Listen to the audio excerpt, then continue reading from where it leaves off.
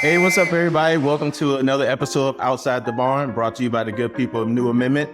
One of your hosts, Kendal Shell, along with me, Trevor Mbakwe, Blake Hoffarber. Trev, Blake, how we both feeling today? Doing well. Just enjoying the weekend, and was at the alumni thing yesterday. Trev wasn't unfortunately there, and obviously Kendall and I, you as well. But last time we spoke, I will say they play a lot better than previous year, but we did go 0-2, so could be better, but they're improving, which is good to see. But I'm doing well. How about you, Trev? I'm doing well too. Good week, long week. We got to watch some good basketball this week. I think throughout the whole Big Ten, it was fun to watch. It was fun seeing kids, competing at every school, and I'm excited to be back here, talking Gopher hoops with you guys and getting back to it. And there's no snowstorm today. It's perfect. Finally. That was my next question, how the weather was. But Blake, man, you talked about the alumni thing. So I know Trev, neither myself or him could make it, but yesterday, for everybody that doesn't know, was Gopher Basketball Alumni Day. So I think a lot of the alumni, were supposed to try to get back there and support the team. So yeah, man, Blake, talk a little bit about the Alumni Day and talk a little bit about that experience. Maybe some people just don't even know, what that looks like, but talk a little bit about that. Yeah, it was good. I mean, obviously you guys know, once a year we have the Alumni Day, and they try to do a breakfast beforehand. And this year they did it with the Golden Dunker folks. I unfortunately wasn't able to make that, but I heard it was good. Then this year, normally we all sit over in that one section, but this year they switched it up and got us we could pick kind of where we wanted to sit in open seats across the arena. So there's pros and cons, right? You got to pick your seat, but you couldn't sit next to all the alumni, so you couldn't catch up to a lot of guys. But then obviously we went on the court at halftime. They announced our names. Got to see a lot of guys that, you see basically once a year, which is unfortunate, but it's a good thing to have that so you can catch up with some guys. And, a lot of, especially the older guys, you get a little standing ovation and, a little louder claps for certain people, but it's good to see everybody. And I think the fans like to see some folks as well. Yeah, well, I know attendance has been kind of low this year, so I'm sure that's why yesterday they had an all-time high for the season because you were there. Yeah, right. Had to be the reason. It actually was pretty good attendance yesterday, but they have been struggling with that. But I think they thought Trev was going to come, so a lot of people laughed at halftime. Exactly. That's funny. Funny. I know you said there was a Golden Dunkers breakfast, which is cool. It's dope. I mean, for those of you that don't know, the Golden Dunkers are, the kind of booster community around the Gopher basketball program. And they do a lot of dope stuff. I think there's going to be some cool stuff, coming down the pipe with a lot of the Gopher basketball alumni and the Golden Dunkers as well, too. And I know, Ben wants to do it as well as us do on our call. We want to do some cooler things just around the program. And, we'll talk about this a little bit later, but it's just important to get excitement around Gopher basketball again, around the program. I know the Golden Dunkers is, just one of many entities that can really help bring that excitement. So just something that I know everybody should at least take a look at if they don't know what the Golden Dunkers is, if you're Gopher basketball fans. But yeah, they had to go for, breakfast with the basketball team yesterday, which is dope. And it's just cool to have the Alumni Day, having everybody get back. But I think like we've talked about in the past, we still have to do better as alums, as getting together and bringing everybody together, not just for those organized alumni days where we walk on the court and wave our hands, but actually doing more stuff just ourselves, and then, getting together and figuring out more ways to stay connected to the team and the current people. But we'll talk a little bit about that later. Before we keep going on that, let's get into the X's and O's here. Let's talk about the last few games, we had. First game, since we last talked, was a game at Wisconsin. Whew. So we talked about the importance of beating Wisconsin. And, like you talked about, Blake, the games, they've been more exciting, but we took an L at Wisconsin by 3. But one of the craziest things that I got from that game, right, is like, whew, how did we have 20 turnovers and only lose by 3? I'll let you guys, carry on with that a little bit, but we lost by 3 and had 20 turnovers, which is like, honestly, bravo. How do you do that at Wisconsin? that just doesn't happen. But it's just unfortunate that we had that many turnovers. I think after that game, it was the first time where I was like, I think we got to start running for our turnovers at this point. Like, cause it's getting bad, and that's going to really hurt us in some of those close games. But took an L by 3 at Wisconsin. Trev, I'll let you lead it off, man. Like, what were your thoughts after that Wisconsin game? Aside from the obvious turnovers, what did you see out there? What were the most frustrating points where you saw we could have closed the gap? It was a good game. I watched it live. I had the chance to watch it live, and it was the guys competed. I mean, it was fun to watch this team show up and be the team that we kind of expected from the beginning of the season. They played hard. They were crashing the boards. Like, everybody's having fun. And ones. They're Dawson's playing great. Like you said, I mean, to have 20 turnovers on the road at Wisconsin and only lose by 3 and have a chance at the end to win the game still. Every loss is tough, but I'm sure that ride back, that flight back to Minnesota was a little bit easier than it would have been if the circumstances were different. But the guys, they played hard. They just shot themselves in the foot. Just some of the turnovers that we have, just like, the play that kind of comes to my mind right away is like we had an out of bounds play, baseline out of bounds, and we just kind of threw it to them and turned the ball over. It was just like, where do we, it's just like those mistakes that we can't make, and we shouldn't be making at this point in the season. But at the end of the day, like, the kids play hard. Coach Johnson, it was a well-coached game. We had a chance to win the game. We should have won the game probably, and but I think that was definitely an experience for them to learn from and to build off of. But that was just the team that showed up is the team that we've been looking for. That's the team we want to see. Like we've been saying the same thing, just compete, and they competed. And so. Blake? Yeah, man, I was happy. I mean, after our last podcast, I was a little nervous because I think we all agreed if they were going to continue playing like they were playing without the effort and stuff, we were not going to have another podcast again. So after that game, both games, but focusing on Wisconsin, to echo Trevor, they gave effort. They gave, heart, determination, whatever you want to call it. I mean, they put it out there, and obviously we've had a lot of downs this year, but they showed up for that game, and that's tough.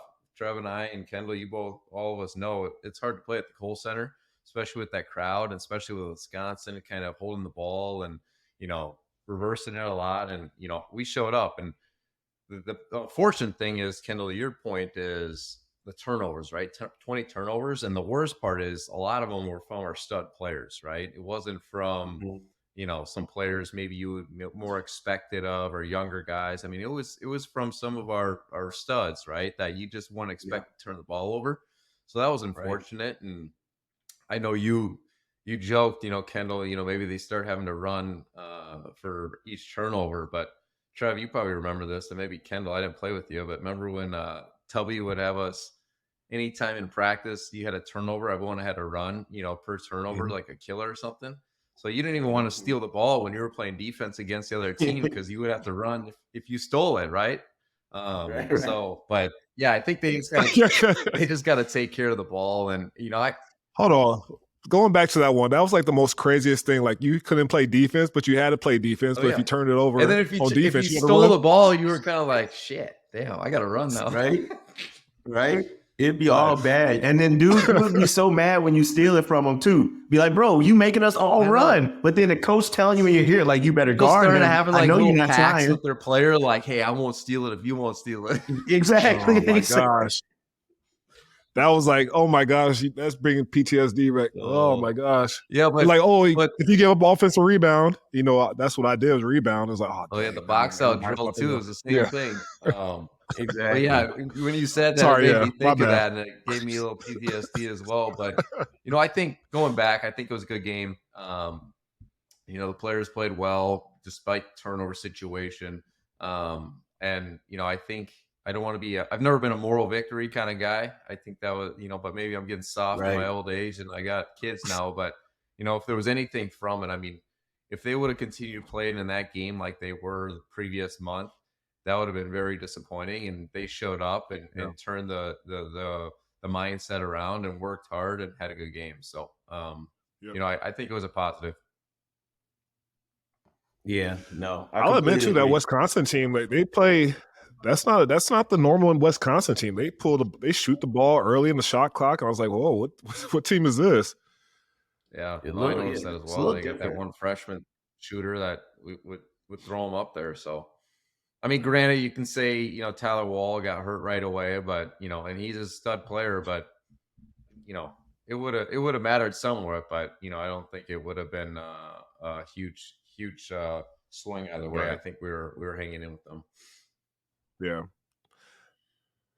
they definitely were ready to play versus Wisconsin. I mean, with Nebraska too. I mean, that was a good game. It's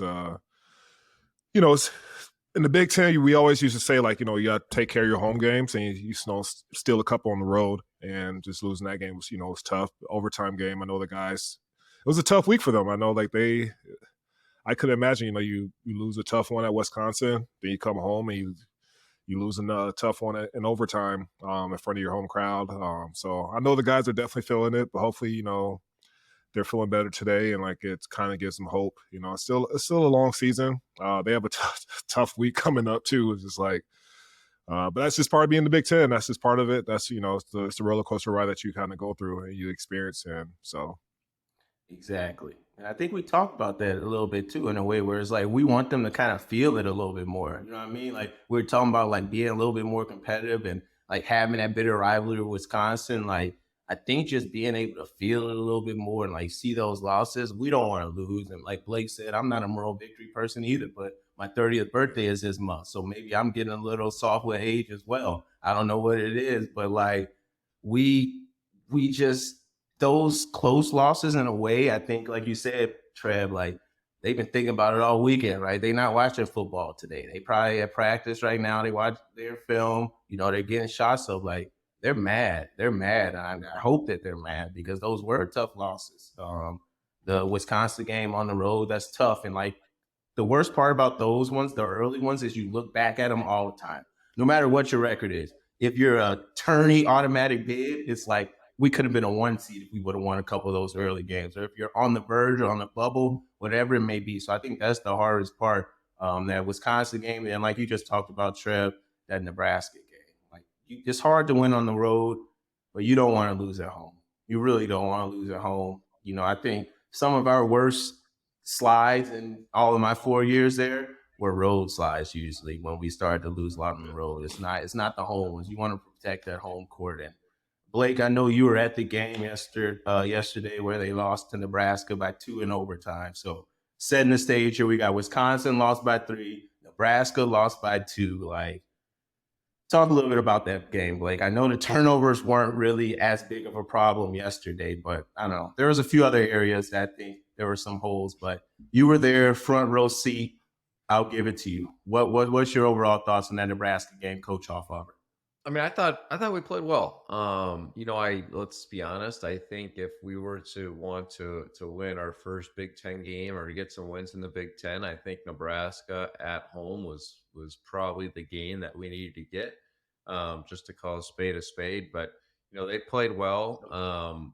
The one thing that will just kudos to Nebraska is anytime we tried to get on a run and it got loud in there and we got up by 2 or we tied it up, right? They got a bucket, whether it was a 3, whether it was a putback. I mean, they just kept Yeah. clawing away and keeping it close. And unfortunately, when we were starting to try to go on runs, they just maintained us. And obviously it ended up going to overtime, and we came back and hit some big shots. Samuels hit that big shot at the end to send it to overtime, but if we're at home, we need to take advantage of being at home and college basketball, in pros too. I mean, you got to go on runs and get some points on those runs when the other team's down. And Nebraska held their own and put stops to us and scored buckets when they needed to basically shut the crowd up and had us sit back down. So, but in the grand scheme of things, I think they played well. I still think they have a little sporadic shooting sometimes where some interesting shots go up. But the one positive I would say from yesterday is I noticed a lot more ball movement, ball rotation than they've historically had this season, which I enjoyed watching more, right? It wasn't, kind of like, hey, what's going on out there? I mean, they were reversing the ball and passing the ball around, moving it around. So They're getting better. And I think we talked about that in the last podcast is we just got to see improvement this year. And obviously we want wins, but we need to get these young guys improving. We want to be a different team from now till March. And I think they're doing that. So I was happy to see that. And then the last thing I'll say is I noticed, and I'm not a big guy, I'd be curious to see Trev's reaction to this, but I noticed Payne was almost the only one to do it at the beginning of the year where he can, eat space, I call it, when they post up. Yeah. But all of a sudden, even him and Garcia, I mean, these guys are posting up like way out there, right? So it's even hard to make a move versus like get them on the block and seal them and then make a quick move, right? But, if you guys have been watching, a lot of these posts up are like way out there by, almost the 3-point line. And it's, I don't quite get it. And Nebraska was doubling us from even far out there. But, I would be curious to see Trev because he was really good at sealing space and eating space and having an easy bucket versus trying to make a driving move as a big 7-footer. Yeah, I mean, that's a great point, actually. That's one of the only thing I was probably going to add to it is just like when our guys get the ball in the post, they're not even looking to score anymore. Like, I think that's what made Pharrell so special at the beginning of the season. First 3 games of the season was like, oh my gosh, I haven't seen nobody seal like this in a while. And like now it's just like, it's like even above the block. And it's just like, okay, that's not where your advantage is right now. But yeah, that's something to look at too, for sure. Like I agree. Like, Dawson, he's aggressive, and a lot of times he's just looking to pull up. And which is fine. Like, he's. And let's be honest. I mean, that's probably his game too, right? I don't think he's a guy that's eating space. Like, I think Payne is a guy that should be doing that, right? But Garcia maybe is more of a guy that catches it further out, faces him up, and makes one dribble move, to the basket, and that's okay. But some of the other guys, I think, just the post up should be a little deeper. Even Garcia at certain points. Yeah, I mean, Pharrell, like, even as a freshman, he's strong enough to, seal most guys in the Big Ten, especially on the switch or whatever the case may be. Just being dominant, being a beast. He does a lot of great things still. Well, he crashes the boards really hard. He does, he plays his role. But that's, for him to take that next step and being a great player that I think we all think he's going to be, that's just something he's going to have to be able to do consistently.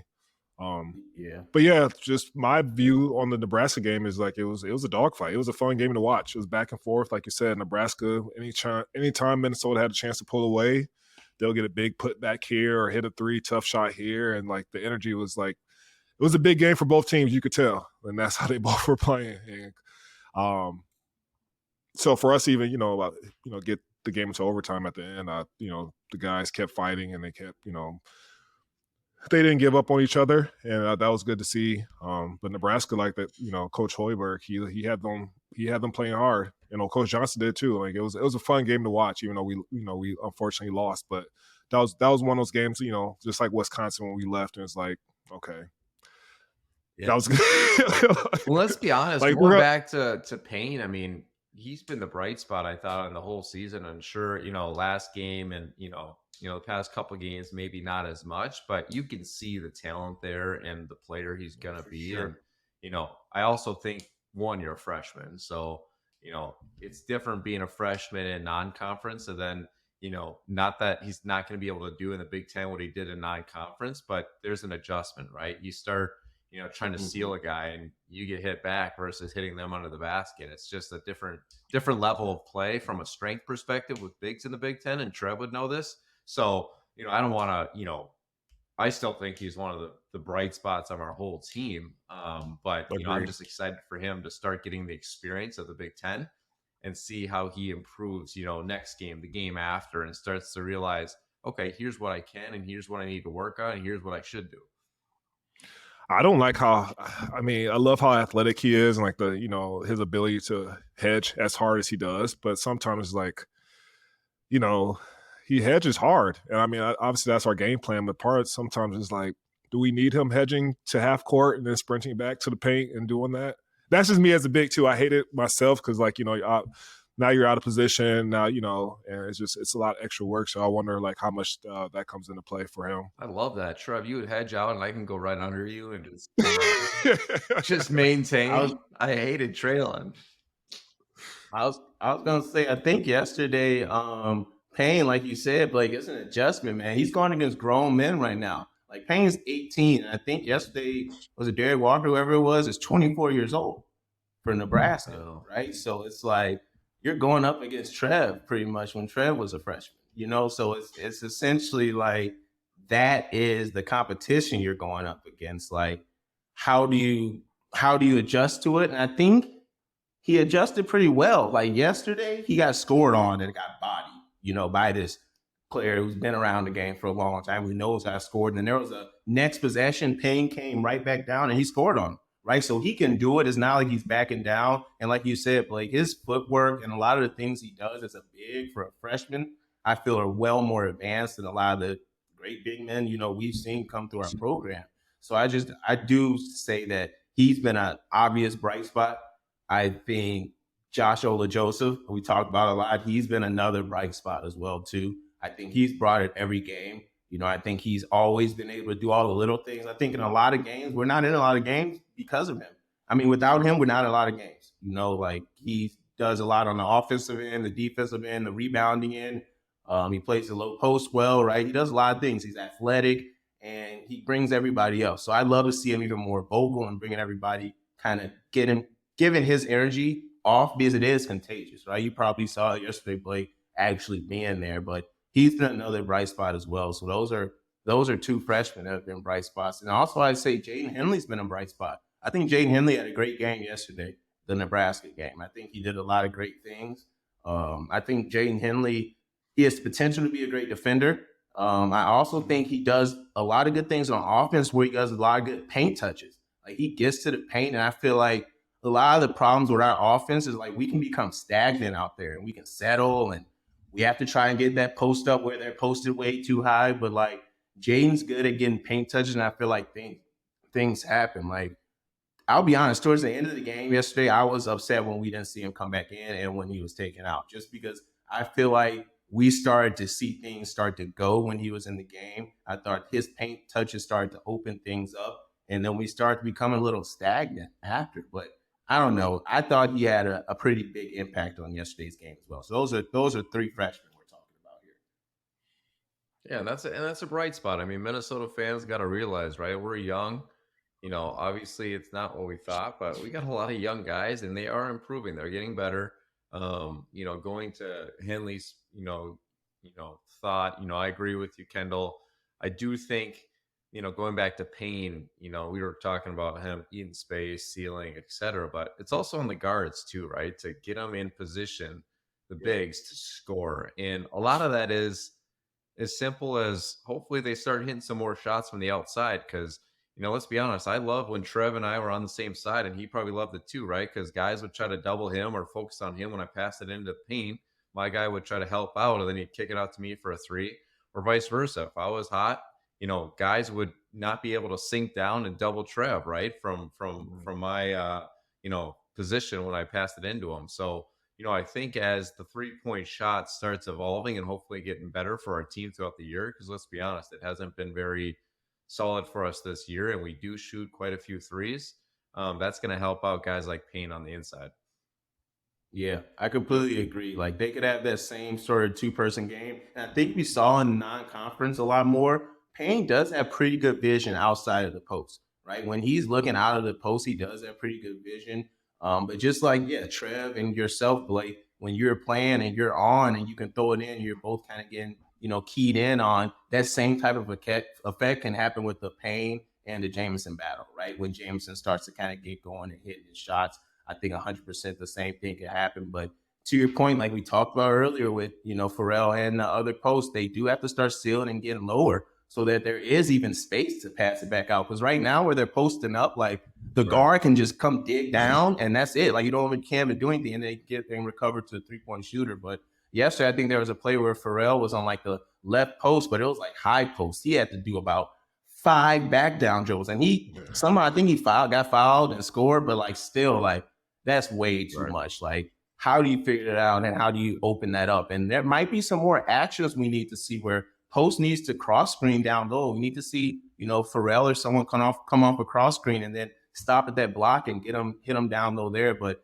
to your point, Blake, it's not all on them. And I think this is a problem with just basketball in general now. Like guards don't look in the post as much. Trev, you might have something to say about this. You might be very opinionated about this one, but guards really don't look in the post enough. Like, I'll be honest. Like, I think even Blake, when we played, we probably always got told it as well. Like, look down there, like look into the post. So same with you, like Trev. I mean, I'm sure you went through that, right? Like guards don't look in the post enough. I think there's times where we don't look in the post, and Pharrell might not want to seal too low because he might fear that he's not even gonna get the ball. You know what I mean? Well, I'm gonna be a little devil's advocate too. Is I think the game's changing too, where a lot of bigs are wanting to shoot threes and be on the outside too. So it's even hard to do that. I mean, back in the day, I knew Trev wasn't gonna go out and shoot a three. So I knew he was gonna be down there posting up. So it gave me confidence. Like he's not gonna leak out. Like I know he's gonna be down there. I don't even have to look. I know he's gonna be there. Versus now, the 4-man and 5-mans are sitting on the 3-point line a lot. So you just don't have the confidence. Like, are they going to be down there? A lot of us have to anticipate when you see a reverse pass coming over. Like, I always knew Trev was going to be right at that block.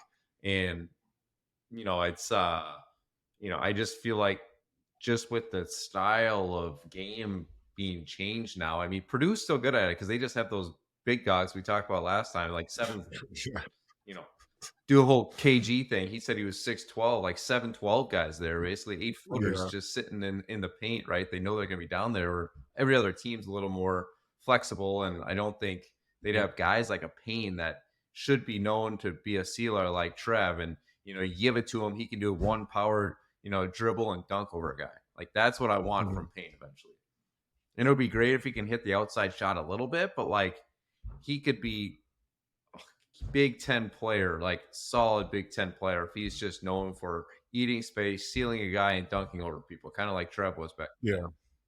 Yeah, because he get 8 to 10 points easy just off of doing that. 100%. And that's how kind of my mentality is. Like, you're going to get a couple in transition, you're going to get a couple off of offensive rebounding, you're going to get a couple off of just sealing hard. And he's shown it already, but like you said, I mean, it's a lot of different reasons probably that's going on that we don't know about. But at the end of the day, like he has the sky, the sky's the limit for him. I think he could be a potential first team all Big Ten player before his career is over. That's the kind of potential I see, as just, being a former big guy. And I just see how strong, how athletic he is, how agile he is, a lot of, great things that he can do. So, but yeah, I mean, part of it too is on you. It's just like, how bad do you want the ball? Like, for me as a defender, if I can get you to post up at the high post, I did my job already.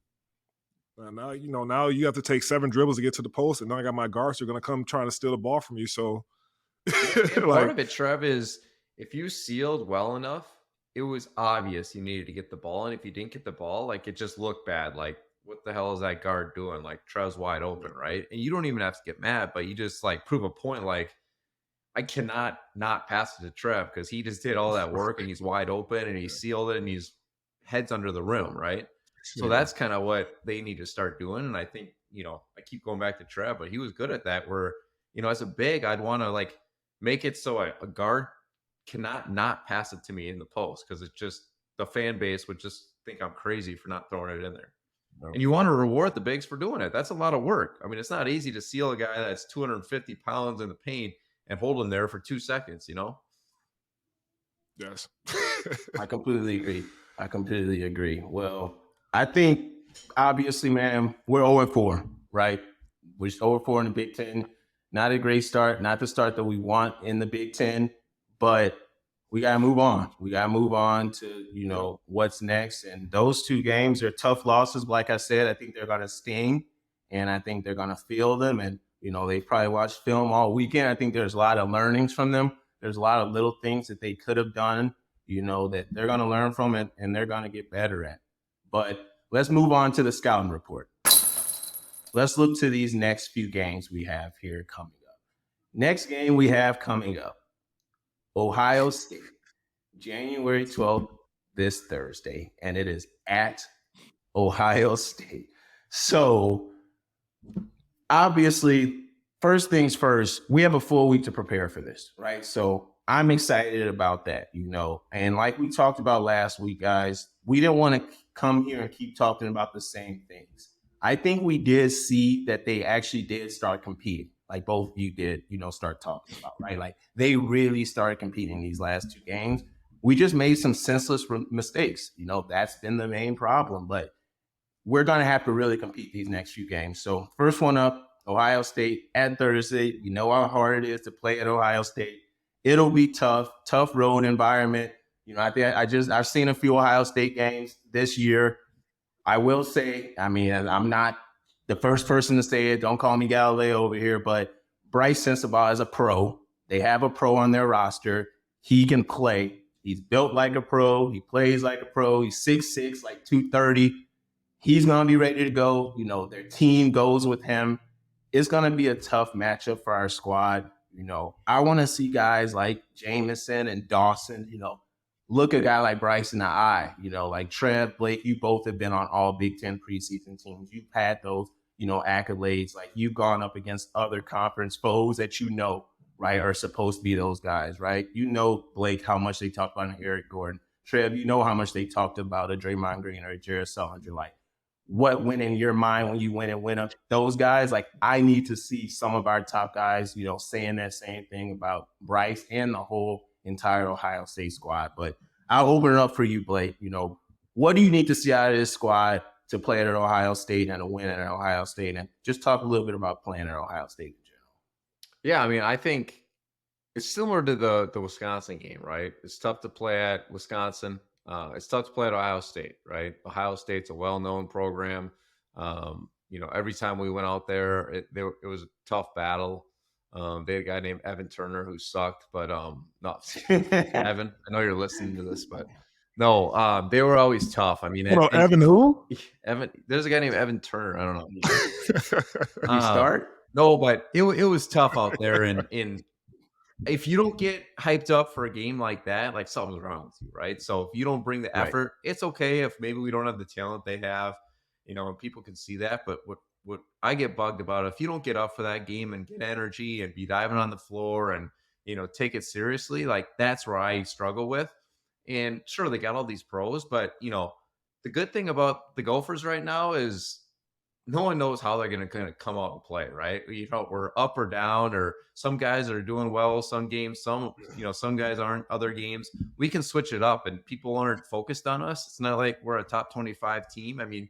People come in, or we'll come into, Ohio State. They might, look past us, and that's huge. We got to use that to our advantage and say, all right, you look past us in the first 10 minutes, like all of a sudden we go up by 8 points, like then it gets serious. And, the one thing I think too is, Battle, like we said, Jamison Battle's a true player and a stud.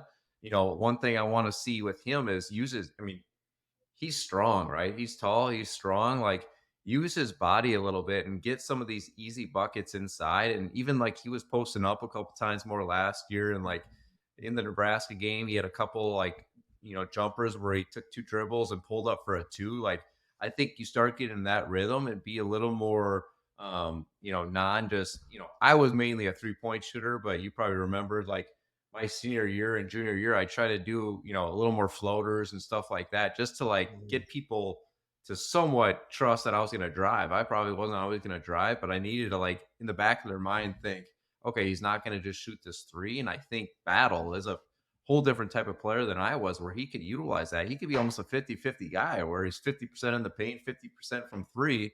And that'll open up from 3. And I bring this up with Battle because we need to get him going. When he has a good game, obviously Garcia, we want him to have good games too, and he's been having those good games. But when Battle has good games and shoots the ball well and gets assists, the team starts rolling with him.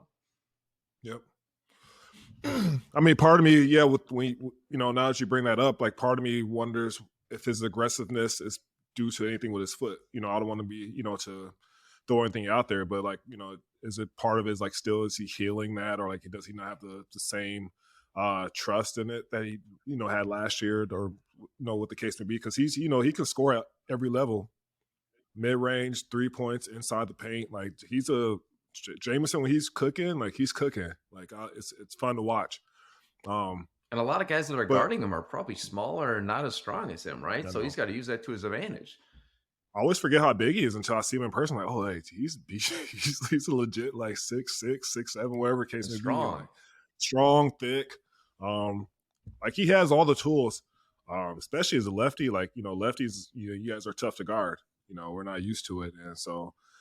But I mean, it's a big game. Like I know it's a tough week. I mean, I'm glad they have 5 days to prepare or 4 more days to prepare for this game. Like you said, like Blake earlier, is just they have nothing to lose. At this, they have to have that mindset.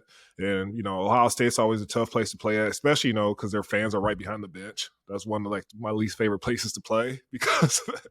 So if you miss a shot, you're going to hear about that when you go back to the bench. But they have no excuse. I mean, it's a top 25 team they're going to be playing against. They're on the road. It's their chance to like kind of build off the momentum that they made this week. Like you said, when you see some of these big names that come up on your the scouting report, like as a competitor, that's who you want to play against. That's who you want to beat. That's as a basketball player, any sport, you get up for these games. So I hope that they're able to bounce back from it. Win or loss, just want to see those guys compete and show up and play for each other. Yeah.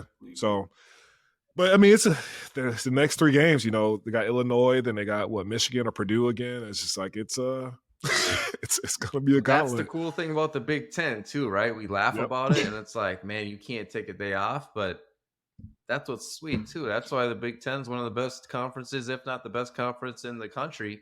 And that's why I think people should want to play in the Big Ten, whatever team it is, Minnesota, Wisconsin, Nebraska. I mean, that's what's fun. And the more teams we get into the tournament, the more teams we kind of, battle it out against and, beat each other up in the Big Ten, the better our conference is. So, hopefully we can snag one of these, right? I'm not trying to be greedy here, but let's just get a win on the board, right? And get confidence. Like we said last podcast, if we don't get some wins here, it's going to be a rough season, and you're just going to know, like, in the back of your mind, oh, we're going to lose again. Oh, we're going to lose again, right? And you can't have that mindset. You got to be like, all right, we deserve to be in the Big Ten. We are a Big Ten team, and we have the talent to beat some teams, but we need to get a win here on the board. Yep. Great point. All it takes is one. That's all it takes. They just got to get one. What is it, like pound the rock, whatever they may be, whatever, Ben Johnson has to them, but that's what it is. They just got to focus one win at a time, get that win. At Ohio State's going to be a tough one, but I think they have an opportunity to get that win. They just got to play together. They got to learn from what they've been, the mistakes they made these last few games. But that's going to be a tough one, as well as, Illinois, like you said, at home. That it won't be easy. I know Illinois is on a little slide right now.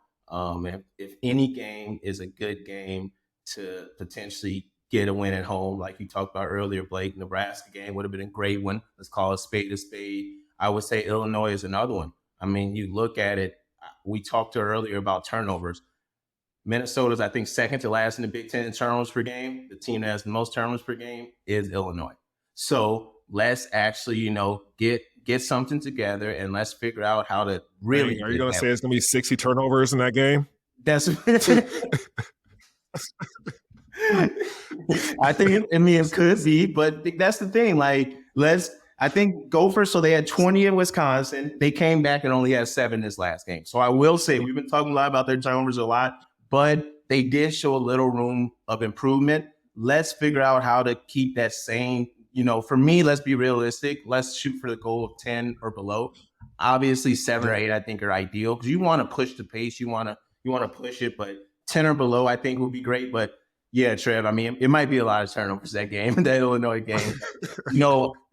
Also, we've been talking a lot about negatives, man. Let's talk a little bit about positive. Blake, you probably going to talk to a little bit more. I think, these last few games, this last game at home yesterday, I could hear the crowd a little more, through the screen. It wasn't a sold out crowd by any means, but I think it was the first time the team started to see the crowd get behind them a little bit, and they started to play with energy. And I think that's the type of energy they need to bring to a game, like an Illinois at home. They have to get that win. They have to get that win. And it's going to be not just them, it's going to be them, the coaches, and the crowd behind them. Yep. No, I'm with you. And I agree. I mean, one thing about Gopher fans is we go through a lot of ups and downs, but people want the Gophers to win, right? There's Vikings fans, there's Timberwolves fans, there's Twins fans. We got a big sports market, but people want the Gophers to do well. And, I think this year, obviously, we're starting off on the wrong foot. Attendance is maybe a little down, but the people that were at the game yesterday, I mean, it got loud for certain points, but that's also why I brought up kudos to Nebraska. They stepped up when the crowd got going and people got on their feet. We were on our feet for like 15 seconds because all of a sudden they hit a bucket and everyone sat back down. But the positive is people were on their feet. People went to the game. I mean, it's been cold. It's been snowy. Nowadays with, kids' activities and all that, an 11 o'clock game, it can be tough to show up. But, for the people that did show up yesterday, they were wanting a win. They were rooting on the team. I mean, there wasn't a lack of the fans not being into the game. So, and a lot of that's on the players too. Yesterday, they played hard. They made it a game. They were diving on the floor, taking charges. I mean, and that's what fans need to see to cheer on people, right? If I don't care if the game's a tie game, but it looks like we're playing lackadaisical and not caring, it's tough to be a fan and cheer for you, right? So the more they can do what they did the past 2 games, I think the more fans and the more positivity we're going to have around this organization and the more improvement we're going to see. Yep. Yeah, I completely agree. They have to create their own energy. Yeah, that's the thing, man. I feel like, and we talk about it a lot. I joke about with you, Trev. Like Trev would yell if he made a layup, but his hand grazed the rim. He would yell like it wasn't even a dunk sometimes. But that's the thing, though. That energy, like that Trev brought from the dunks yesterday. I think it was a couple times where we missed some key threes. Like it was like a, you know what I mean? I'm like, oh, I said in my head, I'm like, Drake Hollins, he's hit that. I'm like, Austin Hollins, he's hitting that. Like I can remember just the energy that was brought out. I can remember what they would do after, right? I saw Torres Samuels get the crowd hyped a little bit yesterday, but it's like, you got to create that energy. You got to bring everybody with you because you two know more than anybody when that place is rocking and you're bringing everybody together. It's a fun place to play. And, surprisingly enough, we talked to other players. It's tough for away teams to actually play in the barn when it is rocking. So they got to create that energy, man. They've got to create that energy. They'll figure it out. And I know you touched a little bit about attendance, Blake. We'll get to that on the next segment here. But just wrapping up that, scouting report that we have, we got to come away with at least one of these wins. Like 100%, we have to. It's vital. They need to know that. And, I hope they do everything that they can, and what they can control to make it happen. And the last piece of it that has been alarming to me, I wanted to bring up to you too, was, a problem for me that I've been seeing, and you probably have seen this before as well, is their free throw shooting. And I know that needs to be a focus this week in practice. I know it needs to be talked about, and I know that it's going to be something that can hurt them down the road. Yesterday at the end of the game, I'm like, hey, if we get into a free throw battle right here, we're losing. You know what I mean? Like, we are losing. And I want to put a number out there. Don't want to alarm you guys, but right now the Gophers are shooting 59% from the free throw line. Currently, that ranks last in the Big Ten. I'm looking, I say, wow, that's a lot lower than everybody else in the Big Ten. The Gophers are currently last in the country in free throw shooting percentage with 59%. So that's just something, I want to leave you guys with. I don't know if it's just mental or whatever it may be. Trevor, I don't want to skip over you. Imagine if they had Trev on their team. Shit, that would be down to 50%. Crazy. It's crazy. It's crazy. So I would have got them to 60%. We'll be at 60% if I was on the team. Maybe, but that's just something I want to leave you guys with. Better free throw shooting than that. Yeah, no, that's something. Wow, I did not know that. That's a wow. Yeah, you can't win if you're doing that. I did not know that either. I knew they were not shooting free throws very well, but I was thinking it was like 60s to 70%, maybe 75. But that's bad. Well, how many are we attempting a game? Do you know? I don't know, and honestly, Trevor, I don't care. I mean, I don't know if the answer would have made you say something other than I just feel like I had to follow it up with something like, hold on. That's a good question. That's a good follow-up question. Anytime Trevor starts doing unnecessary follow-up question, it's time to transition, man. But that's just something I want to leave you guys with as far as the free throws. Let's keep an eye on that. Let's really look at that number next game and as we progress throughout the season. And especially in these close games, let's look at it. But let's move on to the word on campus. Word on campus today, I've got it. I'll share it with you guys, and then I'll let both Trevor and Blake, give your thoughts on it. But we've talked about it a lot during this podcast. I think Blake, you brought it up, Trevor, you brought it up. Attendance hasn't looked that great.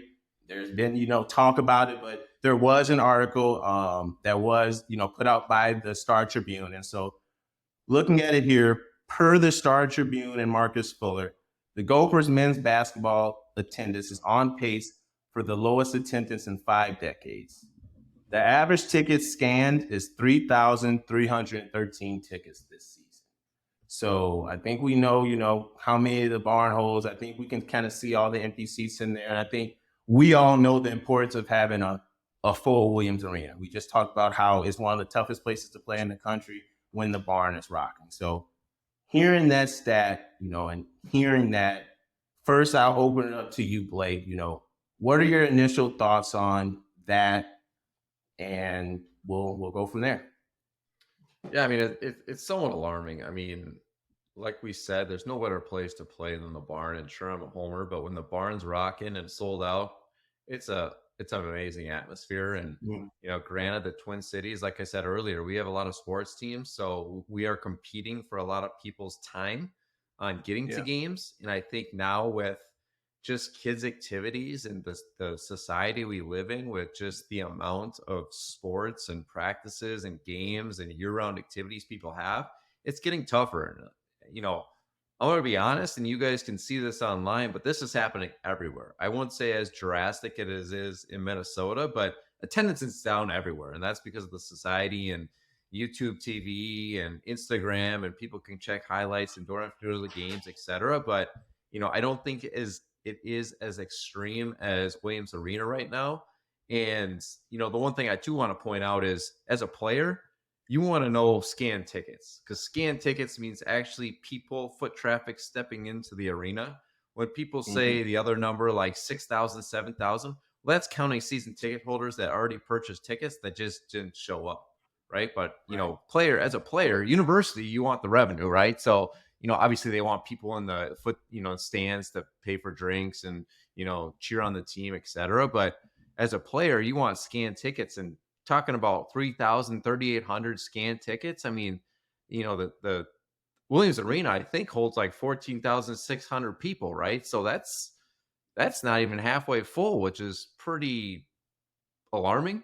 But, part of that is society. Part of that is, like I said earlier, a spade. The team maybe isn't as good as maybe people thought they were going to be.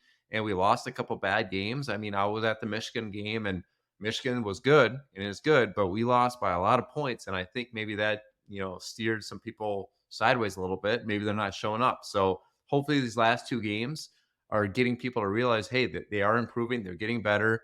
That they did lose both of those games, but they were close games. And I was at the Nebraska game. It was a fun game to watch. They lost, but it was a fun game to watch, right? I'd go back and watch that same game, even though they lost, because it was entertaining. It was fun to be there, but we got to get wins to get people there. I mean, I'm just going to be honest, right? People want to go see teams that win, and we're going to get there, but it is somewhat alarming. I don't know, Trev, your thoughts on that? No, same, Mikey. Non-conference is always kind of tricky. Obviously, I think the first few games are always a little bit easier because everybody's excited just to watch the team play again. But then obviously once you start losing and you start losing the way you're losing, it keeps some, fans stop showing up. Let's be honest. Like at the end of the day, like they want to watch, a team that's going to compete or who has a good chance of winning. And we haven't been able to show that right now. To your point too, also earlier, like, tennis is down across the board. A lot of different areas, a lot of different schools are having those issues. I mean, you see it in high school too, Trev, I bet. I mean, you're a high school coach. What I've noticed is even high school students don't go to high school games like they used to when you and I both played. Exactly. No, yeah. You rarely, even on a Friday night, you might be able to play one of your team rivals and half the kids, the student body shows up forever. But you said they have access to everything, and they can watch, fresh, Instagram or Snapchat or whatever the case may be, and like less people are just showing up. So I mean, and you're coming off a pandemic year, and so like I won't put this on Ben. Obviously, it sucks, at the end of the day, like that's what everybody's gonna think about. It's like, oh, Ben Johnson's not a good coach, or that the case may be. Like that's just part of the stresses that come along with being in his in his shoes.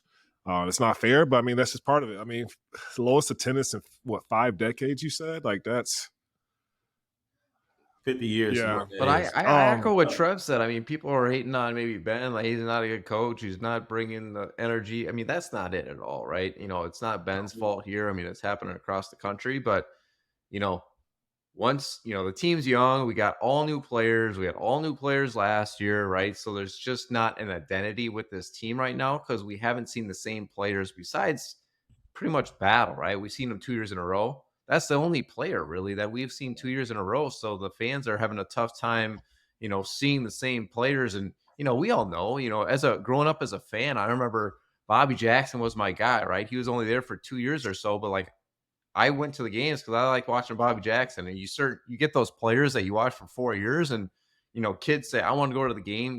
I love the Gophers, but I want to go see Trevor Mbakwe play, or I want to go see, Jamison Battle play, right? And I think the more players we have that are staying for 4 years and the more, this team and program evolves with Ben Johnson, I think it's going to get better. Yeah. Yeah. And I do believe most people love Ben. I mean, he's one of us. He's a Gopher. And I think everybody's waiting to rally behind him. And once they figure it out that, I don't have any issues of him having the support that he's going to need moving forward. Because at the end of the day, like he's a Minnesota guy, he's a Gopher, he's one of us. Everybody was, they're excited when he came back, and right now it's just part of the game. They're losing, and you go anywhere, LA, Lakers, like watch them, like everybody's talking, mess about them, but that's just part of it. But And let's be honest, a lot like, of these games are, Saturday at 11 a.m. It is a tough game even to bring families to. People got stuff going on, right? Other games were like 8 p.m. at night, right, during the week. Like, I don't know. I don't want to go to an 8 p.m. game. I'm just going to be honest. That's too late for my old butt. And then you got, just other stuff going on. Like the times just aren't great. And then with Minnesota, right, you got, we have like 20 inches of snow outside right now. Like people don't want to go outside. It's -5 degrees out, right? So I know those are somewhat excuses, but those factor in, right? When you're seeing, hey, this team isn't as good as I thought they were going to be, and it's an 8 o'clock game and it's -20 out with 14 inches of snow. Like, what do you want to do? You want to sit on your couch probably and watch the game. So we got a little bit of factors going at us right now, but I think it's going to get better. But I did see that article, and it is a little bit alarming and shocking, but it's a little bit skewed too, because I think it's happening all across the country. Yep. Yeah, I completely agree. I think to both of your points, the easy thing to write about is this: you have to write about something, and then obviously drawing tie to Ben Johnson and the team and the losing, but it has nothing to do with that. I think it's all your points, all the points you guys have made, the weather, whatever it may be, the times, whatever it may be. I think that all alludes to the point. So, but for the next topic, for next show, this is one of the things that does bother me when it comes like the media and like this is Minnesota media is different than I think some other schools. It's just I think that's the part that bothers me sometimes. Is like, why are we having this conversation right now? Woo. Like we're used. It sounds like Trev has a monologue planned for next episode. So we'll go ahead. Blake, Kendall, you guys know, like we can't touch on it right now, but like it's just like really this is what we're talking about. Like what and I know the reporters, I have much respect for them, and I know that they're doing their job, but also at some points it bothers me, like when we don't have the support, when everybody's quick to jump on you when the band, when the bus isn't run the right way. Agree. No, I agree.